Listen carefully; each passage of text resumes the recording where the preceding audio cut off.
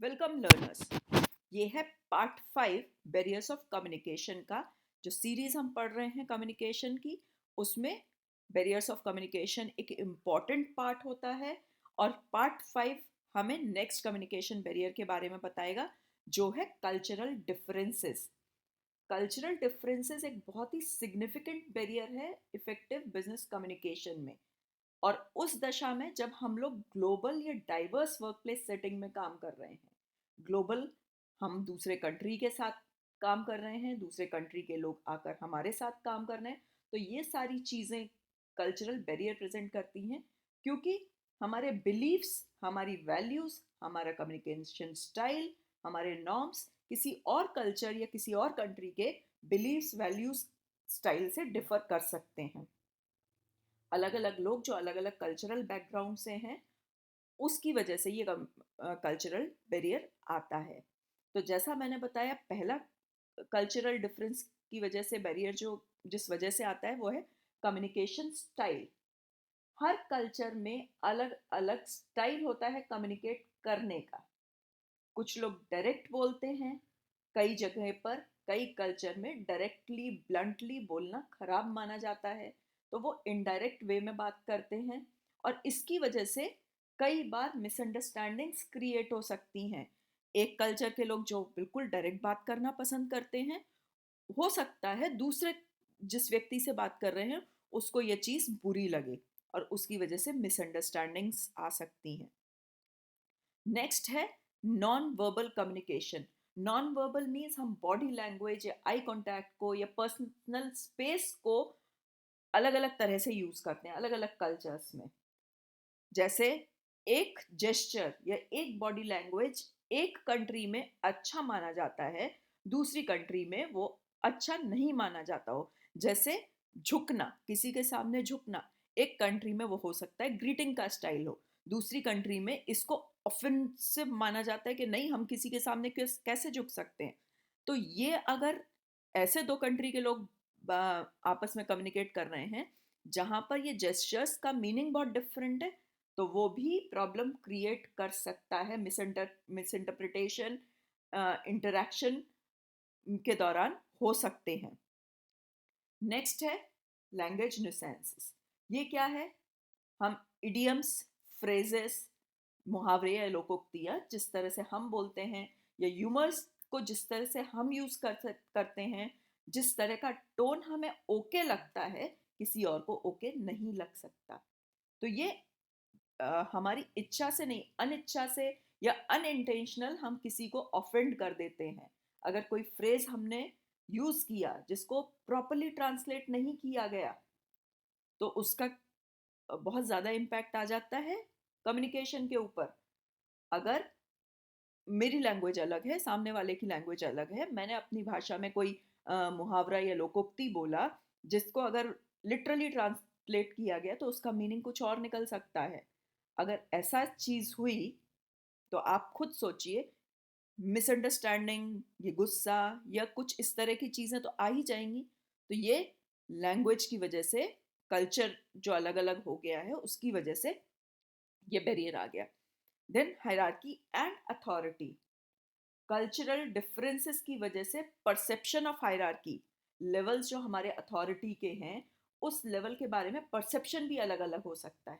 जैसे एक सिंपल सा एग्जाम, बहुत ही सीधा, हम इंडिया में हर किसी को सर या मैडम बोलना पसंद करते हैं इन फॉर्मल सेटिंग्स, लेकिन किसी और कंट्री में बाय नेम बुलाते हैं। तो अगर ये हमने इंडियन उसमें फॉलो करना शुरू कर दिया कि हमने अपने बॉस को उसके नाम से बुलाना शुरू कर दिया, तो उसकी वजह से बॉस हमारा हर्ट हो सकता है, क्योंकि हमें तो इंडिया में आदत है सर या मैडम। तो ये एक प्रॉब्लम हो सकती है कल्चर डिफरेंस की वजह से किसी को एड्रेस करने में। ये डिसीजन मेकिंग को भी अफेक्ट करते हैं, इंटरेक्शन बिटवीन पीपल इसको भी इफेक्ट करते हैं। अलग अलग रैंक के लोग जब आपस में कम्युनिकेट करेंगे तो उसकी कल्चर अलग अलग है, उसकी वजह से ये सारे डिफरेंसेस, ये सारे बैरियर आ सकते हैं। करें क्या? होगा क्या इससे? जैसा किसी भी बैरियर की वजह से किसी भी कंडीशन में हम किसी को ऑफेंड कर रहे हैं, तो it will give rise to misunderstandings, it will create tension, it will create conflicts among the people. Understanding नहीं है तो ऑब्वियसली कन्फ्लिक्ट होगा, टेंशन्स बढ़ेंगे, हम कोलैबोरेशन करना कम पसंद करेंगे। क्योंकि अगर हमारी टीम में अलग अलग कल्चर के लोग हैं, हम एक दूसरे से ऑफेंड हो रहे हैं, हमें एक दूसरे को देखकर अच्छा नहीं लगता, उसको देखकर टेंशन बढ़ता है, तो टीम वर्क पे इफेक्ट आएगा। इफेक्टिव टीम वर्क तो बिल्कुल होगा ही नहीं, ट्रस्ट बिल्डिंग बिल्कुल नहीं होगी, और उसकी इस कल्चरल डिफरेंस की वजह से जो कम्युनिकेशन गैप आ गया है, हम बिजनेस अपॉर्चुनिटीज भी मिस कर सकते हैं। अब ज़रूरत क्या है कि इस कल्चरल डिफरेंस को ओवरकम किया जाए। ओवरकम करने का सही सबसे अच्छा तरीका है, सबसे पहली चीज़ जो हमें करनी चाहिए, अगर हम अलग कल्चर के लोगों के साथ काम करना चाहते हैं या करते हैं, तो हमें अपने एम्प्लॉयज़ को ये कल्चरल अवेयरनेस या ट्रेनिंग प्रोवाइड कर दें। उससे क्या होगा कि हमारे एम्प्लॉयज़ को दूसरे व्यक्ति का कल्चर या दूसरी कंट्री के कल्चर के बारे में थोड़ी बहुत इंफॉर्मेशन होगी, तो वो चीज़ें नहीं करेंगे जिसकी वजह से ये बैरियर आए। दूसरा, हमें दूसरी कंट्री का या दूसरे कल्चर का कम्युनिकेशन स्टाइल अडेप्ट करने की ज़रूरत होगी।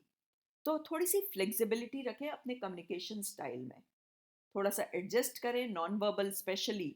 वर्बल तो लिटरल सेंस में अगर ट्रांसलेट किया जाएगा तो कोई प्रॉब्लम नहीं है, नॉन वर्बल में या हमारे बॉडी लैंग्वेज, जेस्चर्स, पोस्चर, उसमें से हम थोड़ी सी फ्लेक्सिबिलिटी रखें जिससे कल्चरल गैप कम हो जाए।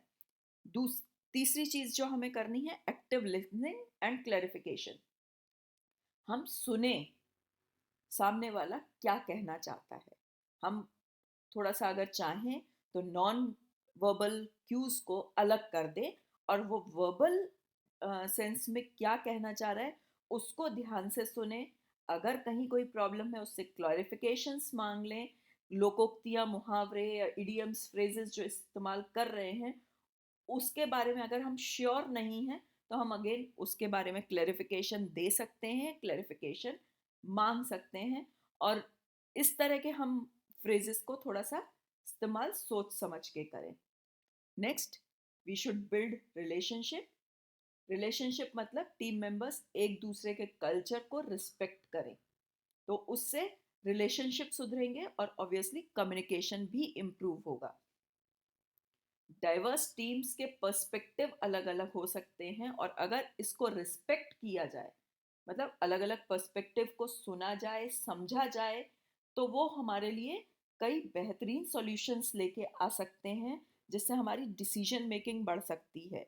लेकिन इस सब के लिए ज़रूरत क्या है कि हम डाइवर्स टीम के और डाइवर्स पर्सपेक्टिव को समझने की कोशिश करें। ये जो कल्चरल डिफरेंस है, बिजनेस कम्युनिकेशन को बहुत हद तक या तो बहुत पॉजिटिव बना सकता है या नेगेटिव भी कर सकता है। अगर हम एक इस कल्चरल डाइवर्सिटी को रिस्पेक्ट करेंगे, अगर हम सभी कल्चर्स की चीज़ों को ओपन माइंडेड तरीके से एक्सेप्ट करेंगे और इसका इस्तेमाल करेंगे to overcome cultural barrier, to overcome this communication hindrances, तो कम्युनिकेशन ना ही बेहतरीन हो जाएगा, बल्कि आपके ग्लोबल सक्सेस में बहुत बड़ा इनपुट देगा। और इसके साथ ही ये कल्चरल डिफरेंसेस वाला पार्ट में ख़त्म करती हूँ। Keep on learning, subscribe to the channel.